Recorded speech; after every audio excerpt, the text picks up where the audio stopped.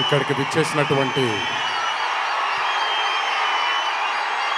అభిమాన సోదరులందరికీ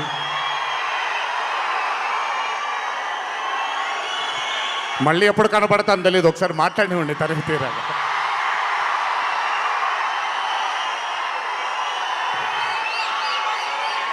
అభిమాన సోదరులందరికీ నా నమస్కారాలు.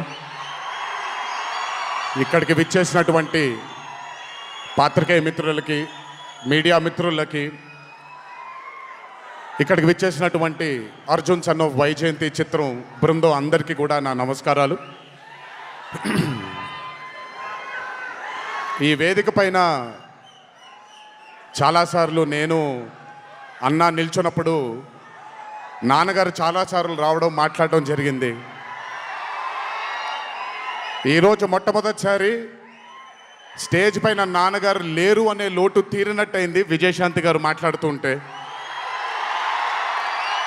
నాకొక్క క్షణం అర్జున్ సన్ ఆఫ్ వైజయంతి చిత్రంలో నాన్నగారు ఈరోజు ప్రీ రిలీజ్ ఫంక్షన్ రోజు నాన్నగారు ఉండుంటే ఎలా ఉంటుందో అది ఈరోజు విజయశాంతి గారు మాట్లాడినప్పుడు నాకు ఆ లోటు భర్తీ అయిపోయింది.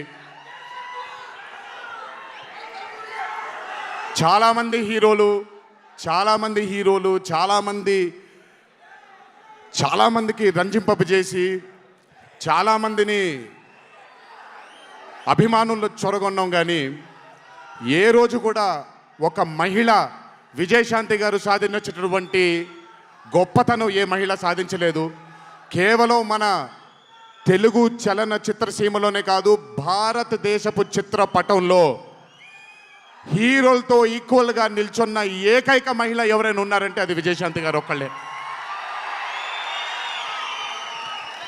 కర్తవ్యం అవ్వచ్చు, ప్రతిఘటన అవ్వచ్చు, మగరాయుడు అనే మూవీ అవ్వచ్చు, ఆవిడ చేసినటువంటి ఎన్నో సినిమాలైనా మీరు చూసుకుంటే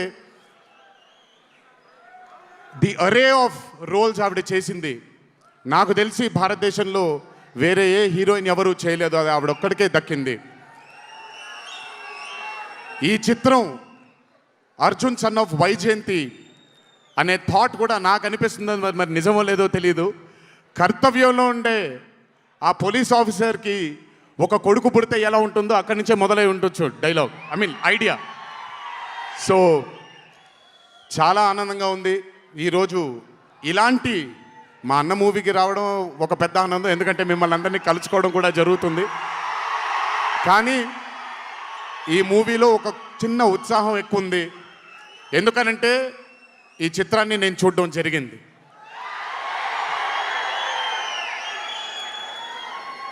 విజయశాంతి గారు లేకపోతే ఈ చిత్రం లేదు, పృథ్వీ గారు లేకపోతే ఈ చిత్రం లేదు, సోహేల్ ఖాన్ గారు లేకపోతే ఈ చిత్రం లేదు, ఈ చిత్రానికి ప్రదీప్ చిల్కూరి గారు డైరెక్టర్ కాకపోతే ఈ చిత్రం లేదు, ఈ చిత్రానికి సునీల్ గారు, అశోక్ గారు ఇద్దరు ప్రొడ్యూసర్లు కాకపోతే ఈ చిత్రం లేదు. ఒక్కొక్కళ్ళు ప్రాణం పెట్టి ఈ చిత్రానికి, అంటే ఇంకా ఎంత నమ్మేశారు అని అంటే, ఆ రోజు చిత్రం చూస్తున్న నాకు తెలుసు వాళ్ళు ఎంత నమ్మారు ఈ చిత్రాన్ని. 18వ తారీఖు మీ అందరి ముందుకు రాబోతుంది ఈ చిత్రం. రాసి పెట్టుకోండి, ఆఖరిగా వచ్చే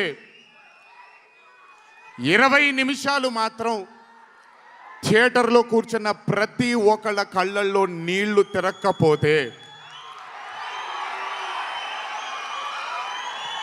అంత అద్భుతంగా ఈ చిత్రాన్ని మలచడం జరిగింది ప్రదీప్ గారు డైరెక్టర్గా.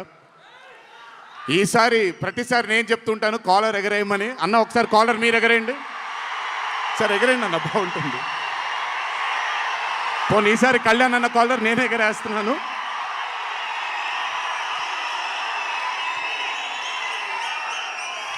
సినిమా చూస్తున్న నాకు నా వల్ల కాలేదు కళ్ళలోంచి నీళ్ళని ఆపుకోవటం. రేపొద్దున్న థియేటర్లో చూసిన మీ అందరికీ అర్థమవుతుంది. ఆ క్లైమాక్స్ అలా రావడానికి, క్లైమాక్స్ అని కూడా చెప్పేస్తున్నాను, ఆఖరి 15 నిమిషాలు అంటే క్లైమాక్సే కదన్నా, అది పెద్ద దాచాల్సిన అవసరం లేదు. కానీ సర్లేండి, ఎంతో దూరం లేదు. ఆ ఆఖరి 15 నిమిషాలు అలా రావడానికి ఒకే ఒక కారణం కళ్యాణ్ అన్న మాత్రమే. అయినా ఆ ఐడియాని నమ్మకపోయి ఉంటే ఒక ప్రేక్షకుడిగా నేను ఎంజాయ్ చేసేవాడిని కాదు ఆ చిత్రాన్ని. అయినా నమ్మి ఎంత డెడికేట్ చేశారంటే ఆయన చాలా సినిమాలు చేశారు కళ్యాణ్ అన్న, ఎన్నో అరే ఆఫ్ మూవీస్ చేశారు. కానీ అర్జున్ సన్ ఆఫ్ వైజయంతి ఒక స్పెషల్ ఫిలింగా ఆయన కెరియర్లో నిలిచిపోతుంది అనేది నా నమ్మకం. మనసు పెట్టి ప్రాణం పెట్టి పర్ఫామ్ చేశారు.